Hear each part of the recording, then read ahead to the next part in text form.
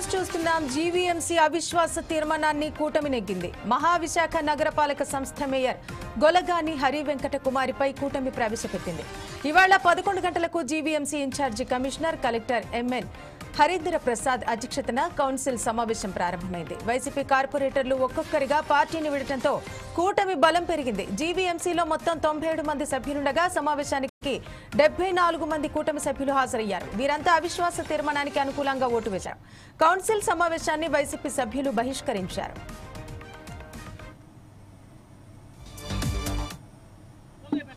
నాలుగు సంవత్సరాల క్రితం ఒక అన్డెమోక్రటిక్ గా ఆ రోజు అధికారాన్ని అడ్డం పెట్టుకుని మేయర్ ఎన్నికల్లో వైఎస్ఆర్ పార్టీ విజయం సాధించిన నేపథ్యంలో ఈ 4 సంవత్సరాలు కూడా వైఎస్ఆర్ పార్టీ ఆధ్వర్యంలో మేయర్ పరిపాలన సాగింది.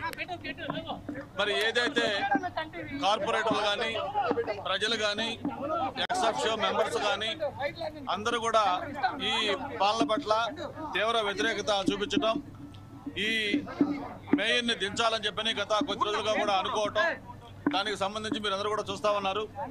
ఏదైతే కార్పొరేటర్లు వాళ్ళలోనే చాలా మంది మార్పు వచ్చి ఆ పార్టీకి కూడా రాజీనామాలు వచ్చేసి అటు తెలుగుదేశం కానీ జనసేన కానీ బీజేపీ కూటమిలో చేరటం, అందరి సమిష్టి సహకారంతో ఈరోజు ఏదైతే కూటమి ఇచ్చిన నో కాన్ఫిడెన్స్ మోషన్ ఇప్పుడే ఎంపీ గారు చెప్పినట్టుగా ఆ రిక్వైర్డ్ నెంబర్ ఏదైతే కావాలో అందరూ కూడా హాజరయ్యి దాన్ని విజయవంతం చేశారు. ఈ రోజుతోటి వైఎస్ఆర్ పార్టీ ఆధ్వర్యంలో ఉన్న మేయర్ పరిపాలనకి చరమగీతం ముగింపు జరిగింది. మన కొత్త మేయర్ కూడా త్వరలోనే ఎన్నుకోబోతా ఉన్నారు. మరి ఒక ప్రజారంజకమైన పరిపాలన కార్పొరేషన్కి అందించడంలో కూటమి ముందుంటుందని చెప్పి మరొకసారి తెలియజేసుకుంటూ ఈరోజు స్థానిక సంస్థల్లో విశాఖపట్నం మున్సిపల్ కార్పొరేషన్ అనేది చాలా కీలకమైంది.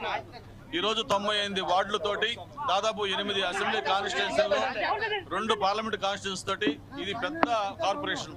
అటువంటి కార్పొరేషన్లో ఒక సమర్థవంతమైన మేయరు అలాగే మిగతా కార్పొరేటర్లు ఉంటే పరిపాలన ఎలా ఉంటుందో మేము చేసి చూపించబోతా ఉన్నాం.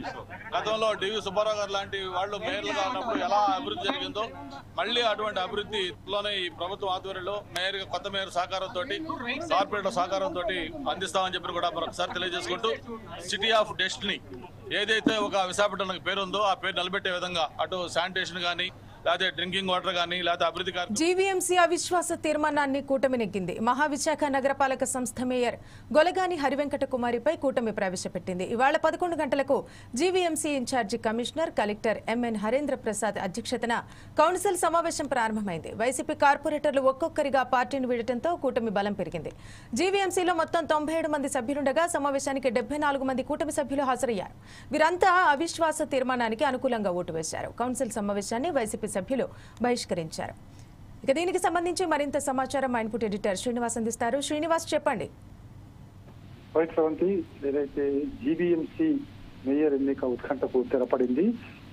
కొద్దిసేపటి క్రితమే కౌన్సిల్ సమావేశం జరిగింది. కౌన్సిల్ సమావేశంలో ఎవరైతే కొలగాని వెంకట హరికుమారి మీద అవిశ్వాస తీర్మానం కూటమి కార్పొరేటర్ ప్రవేశపెట్టడం జరిగింది. అది నెగ్గడం జరిగింది. దీంతోనే ఇప్పటి వరకు ఉన్న హరికుమారి మేయర్ పదవి నుంచి తప్పుకోవాల్సిన పరిస్థితి ఏర్పడింది. ఇక మరోవైపు చూసుకుంటే కనుక మొత్తం 97 మంది ఉన్న ఈ కౌన్సిల్లో 74 మంది అనుకూలంగా ఓటు వేయడం జరిగింది. వీరంతా కూడా కూటమి పార్టీకి చెందిన సభ్యులుగా ఉన్నారు. అయితే మొత్తానికి చూసుకుంటే కనుక ఏదైతే గత 3 వారాల నుంచి కూడా ఏదైతే జీవీఎంసీ కౌన్సిల్ సంబంధించి ఏవైతే క్యాంపు రాజకీయాలు కొనసాగినాయి, అటు మలేషియాలో కావచ్చు, ఇటు శ్రీలంకలో కావచ్చు, అటు వైసీపీ కావచ్చు, కూటమి నేతలు కావచ్చు, వీళ్ళంతా కూడా క్యాంపు రాజకీయాలు నిర్వహించారు. ఎవరు కూడా తమ చేజారిపోకుండా ఒడిచిపట్టుకునే ప్రయత్నం చేశారు. చివరికి ఏదైతే జీవీఎంసీ మేయర్ అవిశ్వాస తీర్మానం ఈరోజు ఉదయం 10 గంటల ప్రవేశపెట్టిన తర్వాత మొత్తం 74 మంది తీర్మానానికి సపోర్ట్ చేయడంతో కౌన్సిల్ లో మేయర్ ఇంకా హరికుమారి తప్పుకోవాల్సి వచ్చింది. అయితే రేపు కొత్త మేయర్ ఎన్నిక ఉండబోతుంది అని చెప్పేసి కూడా తెలుస్తుంది. అయితే రేపు సండే కాబట్టి రేపు సండేనే నిర్వహిస్తారు, లేకుంటే సోమవారం రోజు ఉంటుందో చూడాల్సిన అవసరం ఉంది. కానీ మేయర్ పదవి కాబట్టి వెంటనే దాన్ని ఫిల్ చేయాల్సి ఉంటుంది. సో దాన్ని కూడా రేపు మళ్ళీ కౌన్సిల్ సమావేశం నిర్వహించి దాన్ని కొత్త మేయర్ని ఎన్నుకునే అవకాశాలు కనిపిస్తున్నాయి. మొత్తానికైతే జీవీఎంసీ మేయర్ పీఠం అయితే ఇప్పుడు మళ్ళీ కూటమి ప్రభుత్వానికి దక్కిందని చెప్పొచ్చు. Okay, thank you Srinivas.